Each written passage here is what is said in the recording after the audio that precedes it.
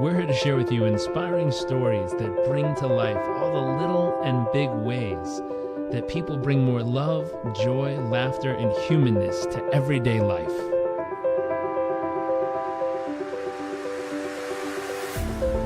Our focus is the hunt for those little moments that refuel the human soul and reminds us what life is really all about.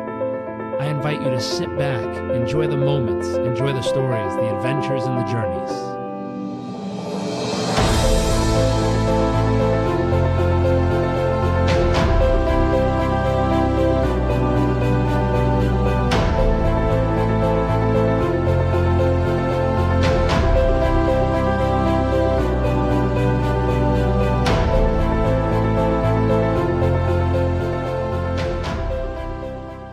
Hey there, welcome back to another episode of What the World Needs More of. My name is Jarek Robbins. I am your host on this journey, and today we are joined by our special guest, Douglas Winslow Cooper. Sir, thank you for joining us. Thank you. I'm very excited to have this conversation with you. I read a piece of your work and what you'd written, and I hope we get to dive in and discuss some of it in today's conversation. But I'm looking forward to it. We're going to start off with the question of the show. Douglas, what do you believe the world needs more of? Needs more love, and it needs more commitment. I love that. And right? How do you currently bring that into the world each day? Well, I've been married for the past 34 years to the woman I fell in love with in college, but we didn't get married back then. In fact, it was 20 years after we separated before we got married. She's from China. Her parents were dead set against an interracial marriage, and my parents thought it would be a bad risk for us. And I got in touch with her 19 years after I graduated, and my marriage was over, and I had reason to believe that hers was on the rocks. And I was passing through Chicago, and I said, this may seem like a strange call, Tina, but I've never forgotten you. I'm still very much in love with you. I don't know whether that means anything will come of it. And she said to me, nothing has changed for me in 20 years. And that put her right back in the middle of the time when we were so deeply in love at Cornell. And I went home high as a kite, and we corresponded and talked on the phone. I got a better idea of her situation. She was under the thumb, essentially, of a Chinese professional, very talented man whose work was substantially more important to him than his family. And she told me that she had multiple sclerosis. I looked it up, and I found that, 10 or 20% of these cases ends up in a wheelchair, or even as Tina has ended up now, quadriplegic, on a ventilator with round-the-clock nursing at home. And the next morning, I asked her to marry me, and she said yes. And it took a year to sort that out. The younger son, Phil, came with her. He was 2. The elder son, Ted, stayed with his father. He was 9. And we had 10 beautiful years of marriage with neither the interracial aspect nor the multiple sclerosis aspect posing a problem. And then she had an attack that left her paraplegic. We did 10 years of paraplegia. I helped take care of her at home. We had home health nurses for much of the day while I was at work. And then I retired early at 58 when the younger son graduated from high school. We moved to our year-round vacation home, we call it, out here in Walden, New York. And we were having a lovely time. And 4 years into that, she nearly died. Mm-hmm. And she eventually spent 100 days in the Orange County Critical Care Unit. And they told me that it was home of the hospice. They didn't expect her to live more than a few months. By this point, she was quadriplegic, on a ventilator, could barely speak. And I said, it's home. We're going to do everything we can to save her life. And we've had an extraordinary 14 years, still very much in love. She's still quadriplegic, on a ventilator, round-the-clock nursing care, paid for primarily by IBM. And it's the central story of my life, really. This next question, I think I can already hear your wow factor of what makes you unique and special in this world. But since it's a question in the show, I'm going to ask, what would you say is your wow factor? What makes you uniquely you? And what are some of the life moments that help shape it? A half century of love to my college sweetheart and 34 years of our dealing with a very difficult situation with multiple sclerosis. And I think what shaped it was because we were separated for 19 years, we knew how precious each was to the other. And when we had the opportunity to be together, we were not going to throw that away. And I'm going to throw a side question in here. For younger people who are in the middle of building their careers and working so hard, what would your insights, being that you've lived a significant amount of life, you've been in love a significant portion of that life, and it seems like you've put your priorities straight. What would you say to those young people? And I hate to say this, but usually it's men who get so wound up in trying to build their career, and their excuses, well, I'm doing this for love, I'm doing this for my family. What would you say to them, being that you've lived so long and you've seen so much and you've been so committed and so dedicated over these years? Any advice or tips for them? Yes, I think you do need to have a successful career. You don't want to leave your family financially in jeopardy. So I think a certain amount of modest involvement in your career is good. When I was in my late teens, I was not religious at that time, and so I needed to have a set of principles to guide me. And I was influenced by the existentialists, and they said, look at your life as a canvas, as a painting, and put on that canvas something that you can be proud of, that is beautiful to you, and that you think is worth doing. And so I've really tried to do that, and I think they want to do that too. The joke goes along the lines of nobody's tombstone says, I wish I'd spent more time at the office. So what you really want to do is find out what's important to you. And I think you have to start with yourself. You have to become the kind of person that you can admire. And then when we start going out in little concentric circles, you have to take care of your wife, your children, your friends, your family, your community. And all of these have, to some degree, a legitimate claim on you. But most importantly, I think you want to live a life that you can be proud of. And what can you be proud of? Money? Well, it's good to have paid the rent. Accomplishment? Yes, that's nice too. But I think in the final analysis, how you've been with regard to the people closest to you is probably the most important thing, and what you'll feel best about. When Tina and I were on the porch, a few years ago, we sat and we said, well, if we were to die tomorrow, what do you think? And we both thought we would be pleased with what we had done. We would feel that life had been worth living. And that's coming from somebody who retired, myself at 58, and from Tina, who couldn't work after she was 40 or so. So work is important, but it's not the key.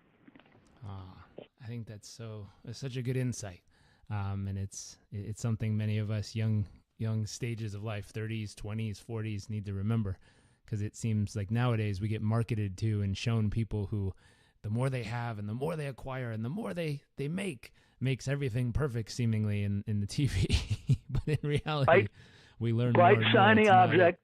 We understand that, but as I say, as we watch Tina and I in the afternoon, sometimes she'll be up out of bed in her wheelchair, and often we're watching the Hallmark Channel because it's romances, and we know it's got a happy ending. And in the middle of it, you'll get commercials for stuff. And we'll say, well, stuff is not really the key to happiness. It's true. It's true. So our next question, what's a moment that made you feel incredibly humble over all these years? There have been lots of circumstances where I've seen people do things that I wish I could do as well as they do them. And so that indeed is humbling. But when I think about it, actually the most humbling and the saddest was the breakup of my first marriage. My parents' marriage had been rocky, and I had always intended to have a good marriage, to have a successful marriage.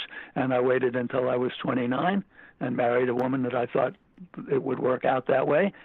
And I was at my office at college. I was an assistant professor at Harvard School of Public Health at that time, and I get a call from a marriage counselor that we'd seen a year or two before for a minor problem, but still a problem. But he called and said, "Your wife is here, and we need to talk."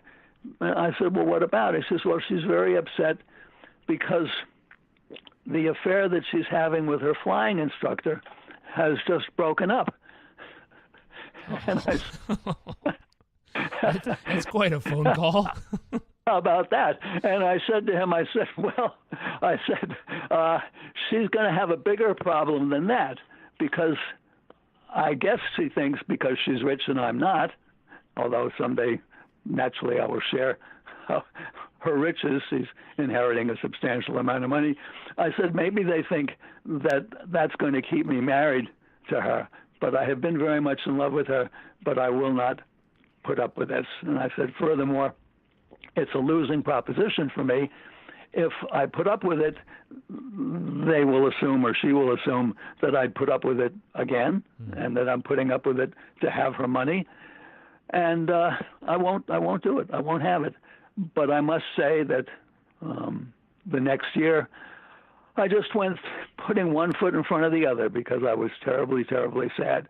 I had been very much in love with this woman who I thought was, in some sense, the second coming of the woman that I had fallen in love with in college. Oh. And here's a question. I know that's many years back.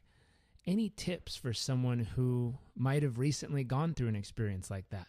And maybe not the exact same experience, but, they came home and things didn't quite work out. And now they're a single young person in the world again. And they're what's the best advice for them in that moment? I mean, okay, you made it. You've got to absorb the blow. You've got to ask yourself what contribution, if any, you made to the bad outcome that you achieved, let's say. And having looked at all of those things, you can say to yourself, well, it's like starting over. And I saw the film that you did on starting over, and it does give you a clean slate in some sense. You've lost some years that you've invested into that relationship, let's say, whether it's a personal relationship or business relationship. You've learned something from it, but now you've got a new start. You take what lessons you have. And at the time when my marriage broke up and I was terribly sad, I said to myself, well, the only way this could turn out happily is if someday I married my college sweetheart, although that seems impossible. And I did date around, and as I say, eventually I went through Chicago on business, and indeed something better did turn out. I did eventually reconnect with Tina, and we did get married, and we have had, as I said, 34 very special years. So this can happen. Oh, what a magical moment to reunite like that. Yes. What was it like when you crossed paths with her again? Did you know she was there? Were you anticipating it? Was it happenstance? Did you just happen to have the thought when you arrived? How did that come about, and what did that feel like? We'll give you a little back. So I graduated from college, from Cornell, where we had been in love, and after 6 months I was drafted in the Army, and a year and a half into the Army, I got a note from Tina saying that she was marrying a tall Chinese professional. That's what it boiled down to, somebody that was satisfactory to her and pleased her parents. And I was terribly, terribly sad. I saw her when I got out of the Army, before that call, pardon me, I got that letter after. When I got out of the Army, I visited Tina at Harvard, And so it was late 66. She was not engaged at that time. She was just getting a master's there. And she was lovely. She was everything that she had always been. And the situation was still the same. If I were to marry her, it would put her at odds with her family and put me at odds with mine. And we were still rather young. And so the hope was that she could have a successful marriage with a Chinese professional.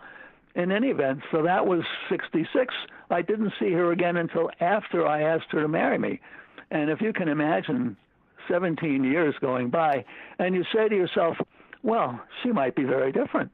She might look very different. What if she's gained 100 pounds? And I said to myself, half jokingly, I said, well, if she has, I'll tell myself the real Tina is in there somewhere.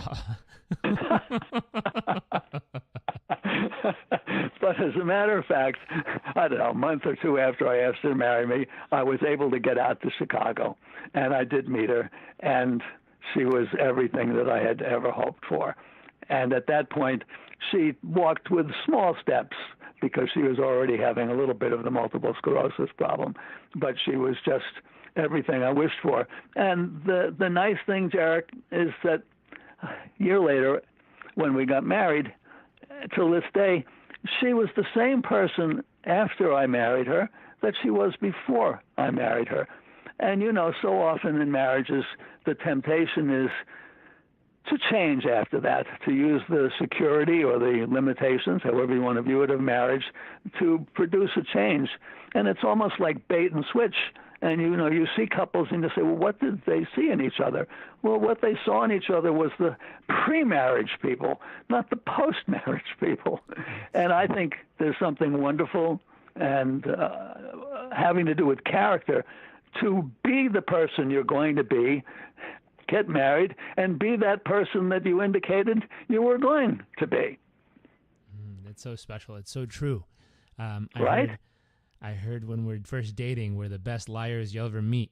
You dress better than you'll ever dress. You pretend, the ladies pretend like they like football and sports and all kinds of stuff. The guys say they love shopping, and we song and dance each other all the way through the process. We know that's a lie. If they say they love shopping, you can forget about it. It's funny. It's why they create husband pods at the mall where you can put your husband in it and go shopping. Exactly. I'm reminded a little bit. My mother was, who died a few years ago at 98, was a brilliant woman, and she at some point joined Mensa for the top couple of percent of people in intelligence. And we were in a small town at that time, and she wanted to hold a Mensa meeting. And we had a Mensa meeting, and it was an interesting crew. IQ was no doubt well up there. Social ability quotient, SQ, a little questionable. But one of the funny things happened is that they talked a little bit about job hunting and job searching. And one of the women said, well, she had just gone out for an interview to get a job at a construction company. And they asked her, what would you say that recommends you to us? And she said, I love cement. And that's up there with men who love shopping. Yes, so don't bait and switch, guys and gals. I love that. Our next question is, out of all these years, what has been an awe-inspiring moment, a moment that left you maybe with your jaw on the ground, just totally inspired? I would have to say her telling me, Tina's telling me, that nothing had changed for her in the way she felt in 20 years. And I'll tell you a little bit. When she finally came from Chicago with the stuff of hers, and one of the things she brought with her was a powder, Chanel No. 5 powder, a little more than a vial, a little shaker of it. And that was something that I had given to her as a birthday present 20 years before. And she had kept it for all those 20 years. And that just took my breath away. But I'll tell you another thing, Jarek, that took my breath away too. The elder boy, Ted, was 9 when this happened, and was propagandized by his dad, and as I understand he might be. But he reconciled with his mother when he went to college. He went to MIT, and he found Christ at MIT, which you might think is a little bit surprising, but in any event, he became a very strong Christian at the time, and he forgave me and he forgave his mother for the breakup of that marriage. And we now are 34 years into that marriage, and this Father's Day, for the first time in those 34 years, I got a Father's Day card from Ted, and it was a lovely Father's Day card, and that took my breath away. Oh, how special. And what an interesting place to find Christ. Yes. MIT might put it in. They're going to add it to its the stuff that it sends out to prospective freshmen. Yeah, who would have thought? Interesting. Who would have thought? Who would have thunk it? Here's a question. What's your greatest fear? You know, in one sense, I fear, in some sense, not living up to my own standards. It's hard sometimes to try to be honest, to tell the truth, not to cheat people, not to take advantage of people, not to do all the things that are bad things to do. And yet people do those bad things, and we all can be tempted at one time or another to do it. And I fear letting myself down. Lesser fears, I fear Tina's death, but I know that's going to happen. What else do I fear? Very little. I took a personality test. Very nice. You've probably followed Jordan Peterson, and he's done some lovely things. And one of the things he does as a clinical psychologist is he has a website where people can take a personality test. And you answer 100 questions. They're not quite as bad as do you prefer to spit on the Bible or spit on a flag, but they're questions that are supposed to elucidate things about you. And it's your self-description. And there are 4 sort of positive general traits and 1 kind of negative trait. And on the positive traits, I was average or above average. It wasn't outstanding. But the one trait that was a negative trait, neuroticism, was the tendency to worry about things and to be afraid in the future. And I scored in the 1 percentile. I was less worried than 99% of the people. And I jokingly said it's a little bit like Mad Magazine, who had a goofy-looking kid on the cover, Alfred E. Newman, and he would be saying, "What, me worry?" And the funny sense, I'm the same way. I really don't worry about things. I don't dwell on the negative. I dwell on the positive.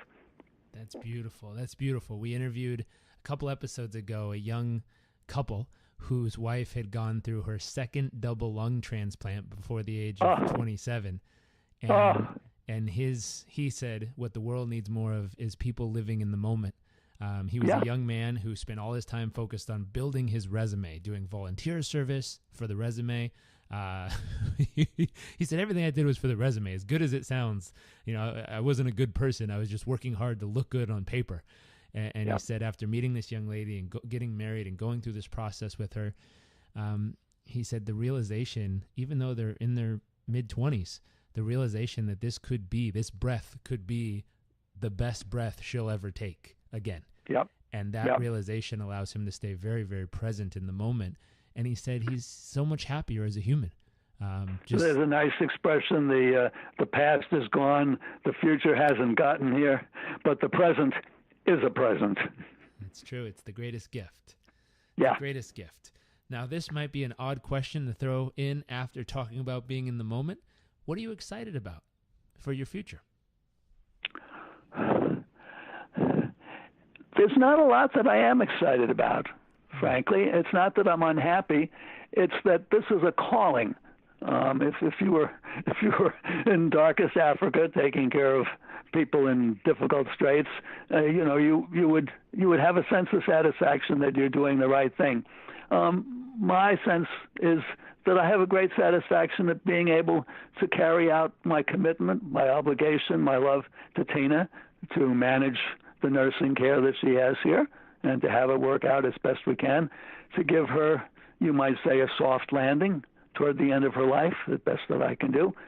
So that's kind of what I'm looking forward to. I work with people. I help them write their books and get them published. And so I enjoy the little victories that we have as people finally get published and recently maybe get a little PR for their books.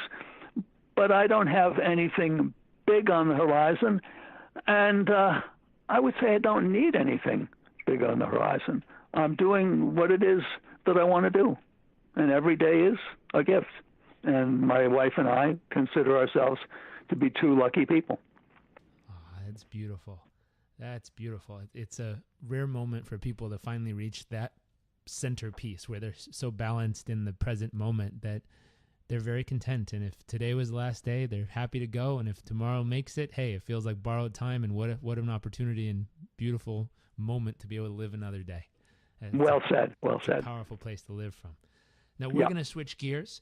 You mentioned a little bit about what you're focused on, but this next section is 3 questions, and we call it nuts and bolts, the tangible, tactical, practical kind of stuff that someone could listen and immediately apply to their life or situation. So the first question here is, what do you currently focus the majority of your thoughts and time and life on each day as of right now? Okay. The most important is my wife's care, and I'm checking on that frequently. So that's number one. The second is to take care of myself. I have to be here. I have to be healthy, alert, and well. And so I do take care of myself, whether it's walking quite a bit with our dog, exercising every other day, being careful about my weight and my diet, okay? And then we start going out in, as I say, concentric circles. I care about the staff. I care about our families. I have a bit of involvement in the community, and at that level it kind of peters out. I'm not doing much on the state or national scale, and the United Nations has not heard from me. That's okay. I think you're doing a lot taking care of the one you love, which is a beautiful, beautiful gift to her and you, and the staff and the family. Now, here's a question. In this focus and in this daily practice of keeping yourself at your best and taking care of her and watching over the community around you, what would you say is a key to your success in all that? I do like to be organized. I can handle a bit of disorganization. I'm not completely obsessive about it. But what I like to do is I have a year-long calendar, and on the calendar I put the appointments that I've got there and an occasional goal for something down there. And so each of these days I have some idea of whether there's somebody I have to meet or something I have to do. Then I have a notebook, a little thing that's 2 and 3 inches by 5 inches, spiral little notebook that I can hold in my hand. And every day I have a list of the things I'm going to do. Today is Thursday, the 6th of September, and it says exercise-53. Well, 53 is the number of repetitions I'm going to be doing of some of my exercises. I took a hint from Jordan Peterson, who said, be a little bit better you every day. A long time ago, Coué said every day in every way I get better and better. And so one of the things I did was, well, what could I do that would improve a little bit every day? And I said, I can raise the number of repetitions that I'm doing for my sit-ups and my push-ups and my other exercises and raise them by 1 every other day. And so that's what I've done. So that's exercise 53, and I've already done that, so I could check that off. Then it's Robin's podcast, and that's there, and I said love and commitment. And at 1 o'clock, I have a phone call to make with a woman in Maui, Hawaii, who has finished and published a book with me called Pain Free. Her voice helps people be free of pain. She's she works to help people overcome pain and fear by the sounds that she makes. And then at 7, I've got Toastmasters.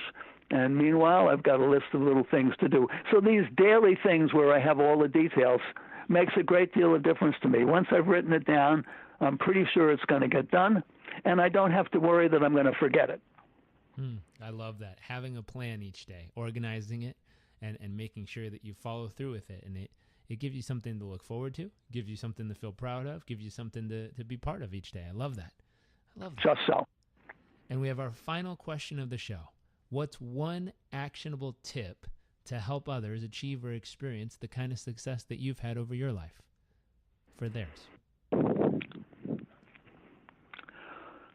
One tip. I think what I find is that being grateful for everything you've got. The people who are going to listen to the podcast are like me, North America, 21st century, probably in reasonably good health, probably having a significant talent that they can use. And all of us are extremely lucky. And we ought to be grateful for that, whether whatever you believe, whether you think it's nature or God, you ought to be grateful for it and try to make the best of it. Try to enjoy it and try to use it essentially to the best of your abilities. So I would say be grateful every day. I love that. What a great tip to end on.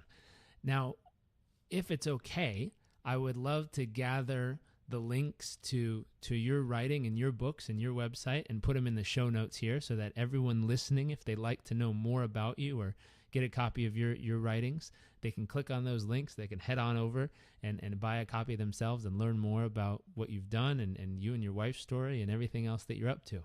If that'd be That's okay, wonderful. We'll make sure I greatly appreciate that. We'll include all those links in the show notes. So if you're listening and you want to know more, please go to the show notes, click those links, and head on over to learn more about Douglas and everything he's developed and created and everything that he's up to right now.